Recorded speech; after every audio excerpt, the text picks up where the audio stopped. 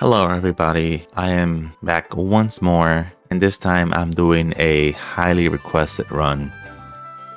Can you beat Final Fantasy III Hex Remaster with only white mages? Will the power of white magic be enough to defeat Cloud of Darkness? Or will our heroes fall in darkness? This was a run I was dreading to do, but also looking forward to, because it gives me the option to use spells. Compared to my other runs, where my only option was just to attack or use items. We start our run by naming our parties after some of the iconic white mages throughout the series. Say hello to Yuna, Garnet, Rosa, and Aerith. Looking at this now, I should have named one of them Jack. Even though Yuna's more of a summoner, she still plays as a white mage / support party member. Before we can start this challenge, we need to bully Land Turtle and receive the blessing of the Wind Crystal, which gives us the ability to change into the White Mage class. I went to the first town, and decided to buy some spells and equipment, and I learned a few things. Persona is the only white magic I can buy here, which is not great. I also buy bows and arrows for my entire party, so I can keep my party in the back row. I forgot that white mages in this game can't use bows. I wanted to show this off. This is my first encounter in this playthrough, and well, I'm only doing 1 damage. This grind might take a while. I found the spell Cure around the village, and I took advantage of the spell. In cases, there's a cave called the Mithril Mines, which is home to very powerful undead monsters. Undead monsters take damage from Cure. These monsters give a lot of experience points, so grinding here was very fast. At level 10, I take on Djinn. I could have tried this fight at a lower level, but I'll need the levels later anyway, so might as well get a head start on those levels.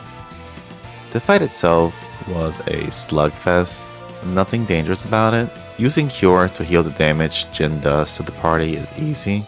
I lack firepower to finish the fight quickly, and I wanted to save my damage-inducing items I collected for later. There's nothing wrong with slow and steady, because at the end of the day, I'll just win the race, right? With Djinn defeated, we gain access to the next town, Cannon. I'm probably going to butcher all these towns' names, so I'm sorry about that. The magic shop has Cure in stock, so now my entire party has Cure. I've reached Tosis. And the magic shop here is loaded with arrow, an offensive white magic I desperately need. While in Tosis, there is a bookshelf with useful items like the fire staff, which lets me use fire in combat, and Cura can be found here. Giant Rat is an ex-boss fight, and having actual spells for this fight is amazing. My strategy for this fight is to spam arrow onto a round of MP, while keeping the party in a healthy shape with Cura. All I needed was arrow to win this fight. Medusa is never a challenge, and I figured that this time things will be different. Let's see. Medusa starts wasting turns by using stare, which never hit as I use arrow. Medusa is once again defeated with no issue. Gutsco is next, and normally this fight is similar to Medusa in the sense that it's never a challenge. Let's see if that is going to be the same for our white mages. Gutsco uses Mini at the beginning, and I make sure to heal that. I don't want to take more damage from physical attacks. I spam arrow onto a round of MP, then switch to the elemental staff so I can keep casting spells. Use Cure when needed, and slowly but surely, Gutsco will fall.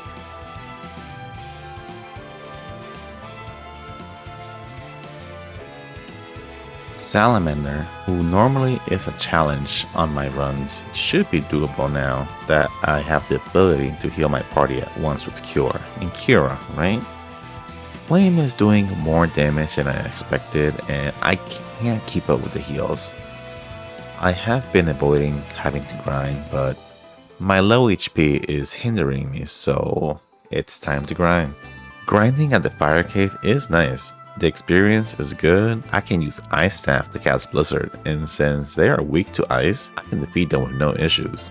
I stopped by the Village of the Ancients weapon shop to buy Fire Staff, Ice Staff, and Light Staff so my party can utilize Fire, Ice, and Thunder magic. I also checked the magic shop and I bought Cura for my party, which should help a lot with Salamander.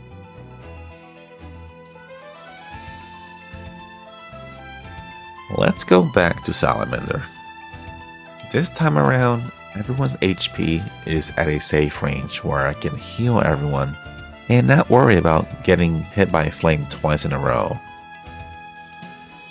Having Cura on everyone helps to make sure everyone's HP is at a safe range as quickly as possible. Looking back into the fight, Blizzard was doing more damage than Arrow and I should have kept using Blizzard, but it didn't matter too much. All that matters in the end is having enough HP to survive Flame, or at least until Salamander goes down.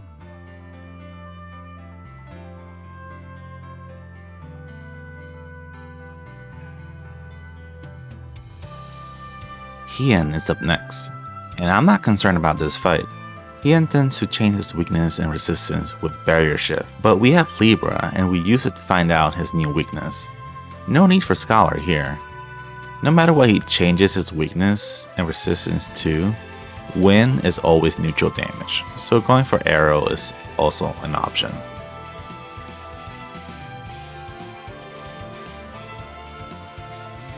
Much story progression later, we reach Kraken. This fight has never been a challenge, but I need to show all the boss fights, so here we are. I'll use Thunder, Cure, or Cura when a party member takes damage.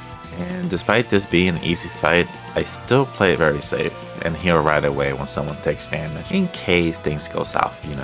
How do you go from a battle like Salamander to this? I should have complained for an easy win, but let's move on.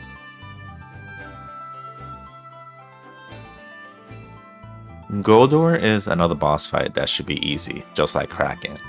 And well... oh.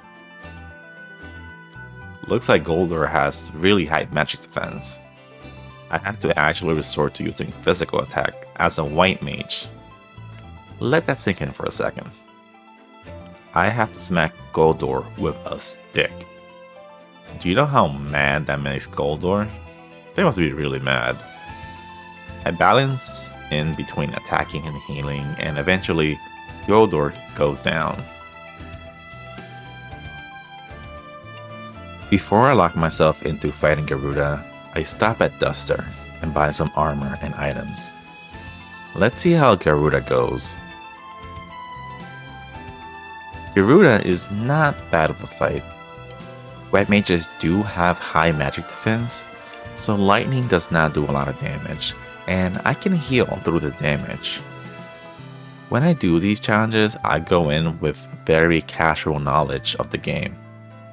Someone made a comment on my Untitled video that Garuda is weak to wind, so spamming arrow and healing through the lightning is the winning strategy. Before heading to fight Hechantonchier, I stopped by Doga village to pick up some powerful white magic spells such as Kuraga, Kuraha, Protect, and Eureka, which will be very useful for the rest of the run. Time for the encounter with Hechantonchier. Since I'm low level, I can only use Eureka once before I run out of MP. After that, I switch to Arrow. Quake is not doing as much damage as I expected thanks to white mages having great magic defense, and because I can heal through the damage as well. This fight was very easy, for once.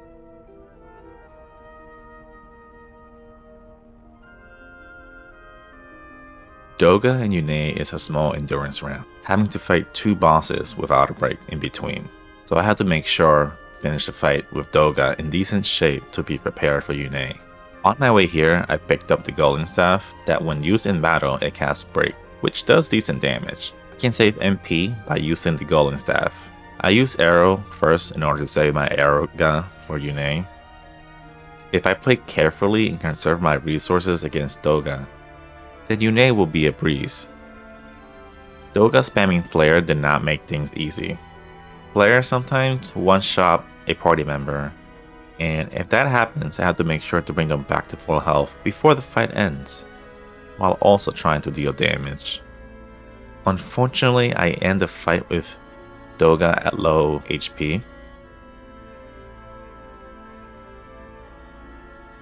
I start the fight with Unei by using Shining Curtains. Since Unei loves to spam Holy, I can redirect that back to them.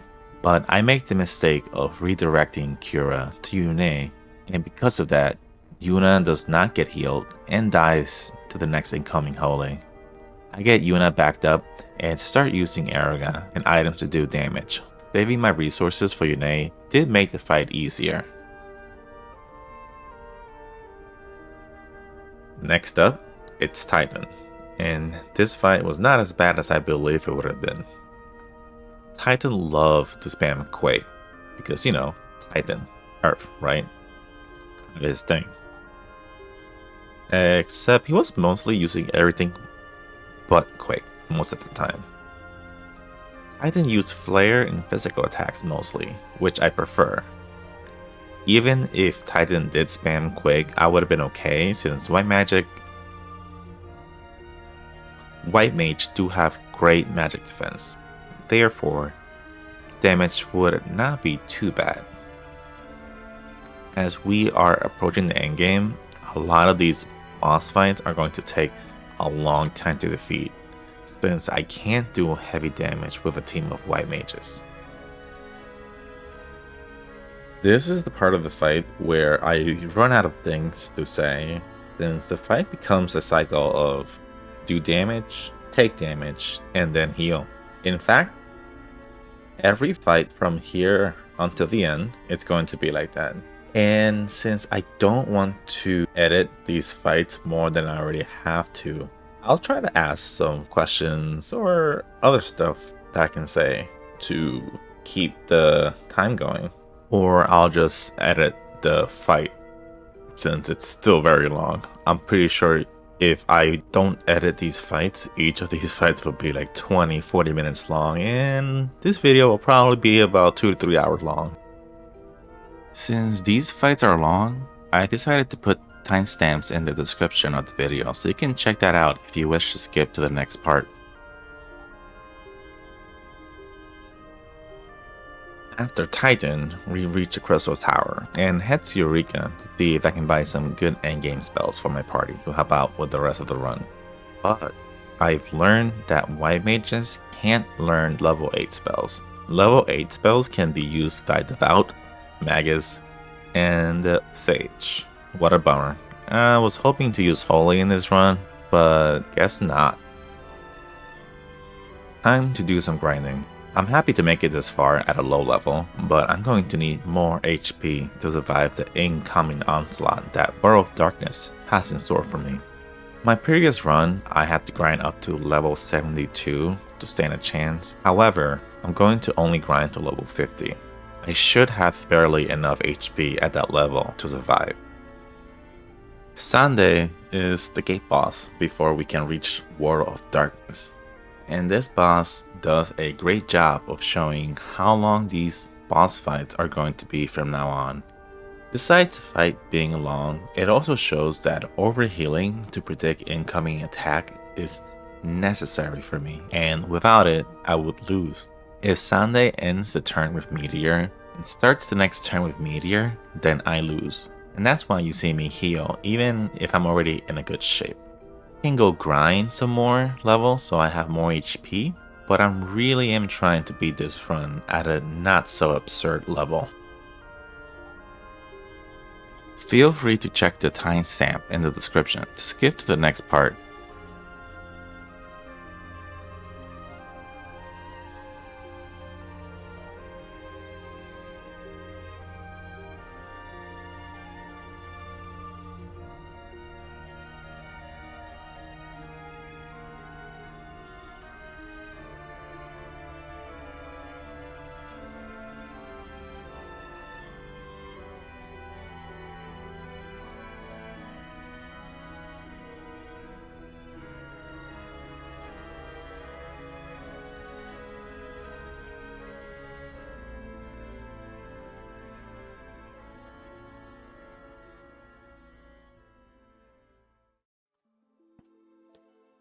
I want to take this moment and show off my stats going into War of Darkness. Let's see if this is truly possible at this level.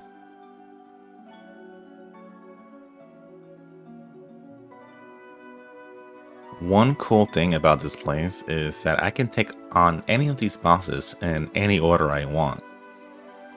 I take on the two-headed dragon since I figured it is the easiest out of the bunch. I start the fight casting Protect on everyone, and thinking about it now, it was probably not the greatest idea, since Protect and Kuraga are both level 5 spells, and I'd rather save my MP for Kuraga. Instead, since even with Protect, it feels like Two-Headed Dragon is doing the same damage to the party with or without it.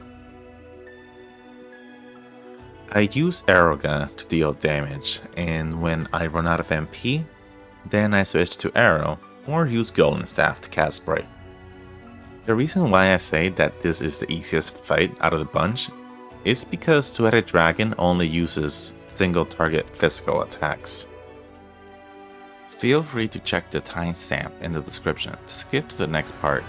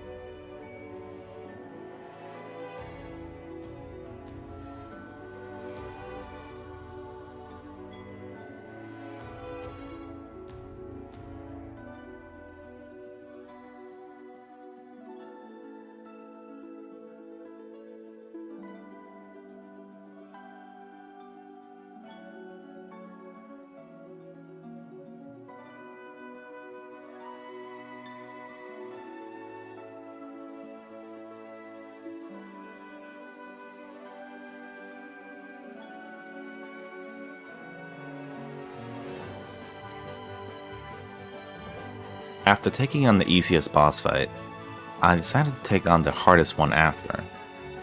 I figured if I can take on the hardest one, then the other one should not be bad. Ahriman is the hardest in my personal experience. It uses powerful spells like Quake and Meteor to target the entire party for massive damage. If the boss ends their turn with Meteor and starts with Meteor, then it's game over, since the damage it will do is too much. In an attempt not to get overwhelmed, I tried to overheal a lot through this fight. Unfortunately for me, I'm not the only one that can heal in this fight. Ahriman can use Kuraha to heal a lot of HP. Keep in mind that I'm playing with white mages here, so the damage I'm doing is not enough to outdamage him if they decide to spam Kuraha. Luckily for me, it seemed that they forgot they had a healing spell and never bothered to use it at all in this fight, which I'll gladly take. If they did use it, then this fight would not be possible. The fight took me an hour to finish, even at 4 times speed and editing out the parts that I made. This is still taking a long time. Perhaps in the future I'll edit the fights even more, but this is a great way to show how long these fights can take. Feel free to check the timestamp in the description to skip to the next part.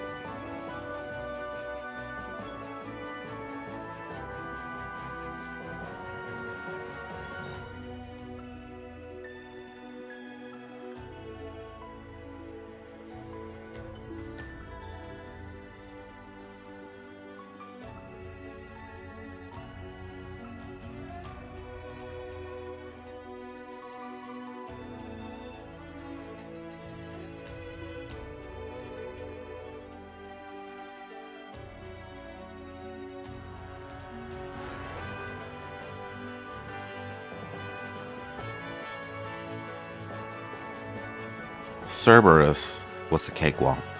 Lightning does little damage that I can keep the onslaught of Eureka and Break going without having to worry about healing. Once I run out of Eureka, I switch to Arrow until it goes down.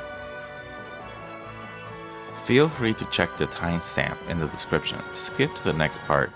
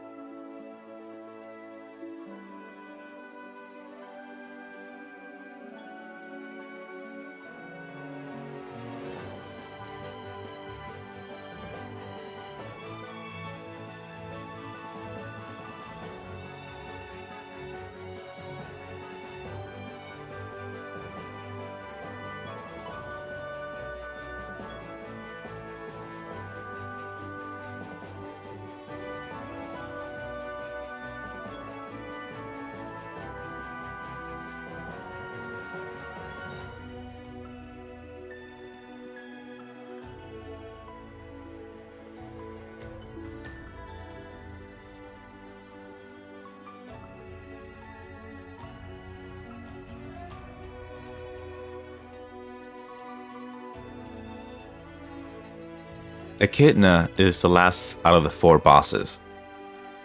Echidna is basically a weaker version of Ahriman. Wake and Meteor hits hard, but not as hard as Ahriman's. Blair hits hard as expected, but since it's a single target, it's not bad. Echidna has Drain, which they can use to heal themselves, but it does not heal for a lot. Oh yeah, Echidna can use Death, but it never worked, so every time they casted Death, it was a free turn for me. Feel free to check the timestamp in the description to skip to the next part.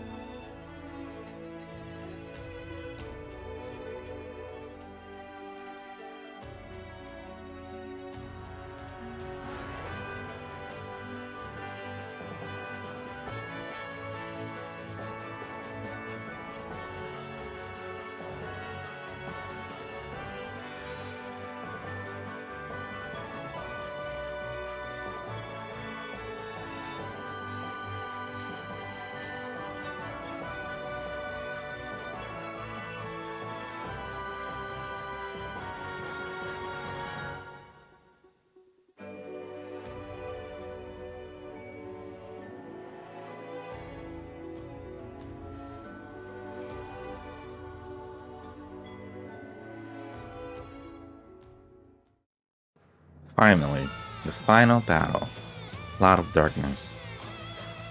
Taking down the previous 4 bosses and doing unintentional grinding, I ended up being level 52. enough to survive 2 hits from my particle beam. Particle beam was doing a little bit below half HP, which means I can survive 2 hits. If I get favorable ranges, that is. This is the longest fight in this challenge, and makes sense, you know, final battle and everything. Running out of MP in this fight will be a very big issue. There's no ethers in this game to restore MP like other Final Fantasy games, but elixirs do recover HP and MP, so once again, elixirs are crucial in this fight. I did not grind for elixirs in this playthrough. I have collected a total of 17 elixirs throughout opening chests and drops from random encounters. The strategy for this fight is to have 2 of my party members focus on healing, while the other 2 focus on damage. Once I run out of Garuda and Kuraha on the 2 party members on healing duty, I switch them up and have them deal damage, while the other 2 work on healing. When I entirely run out of MP for healing spells, that's when I use elixir to recover MP. I have to rinse and repeat this until I either win or run out of elixirs, then lose. And that's basically the whole fight. This fight is not as brutal or complex as the 3D remake, which maybe I'll tackle in the future.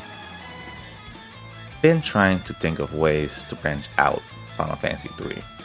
Don't get me wrong, I enjoy doing these runs, and I enjoy the game, but I want to expand and play other games on the channel, with either a self-imposed challenge, or even a regular playthrough of new and retro games.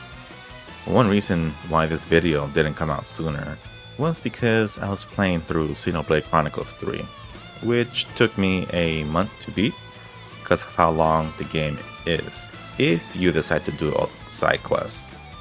Great game, by the way. This final boss fight took me about 70 minutes.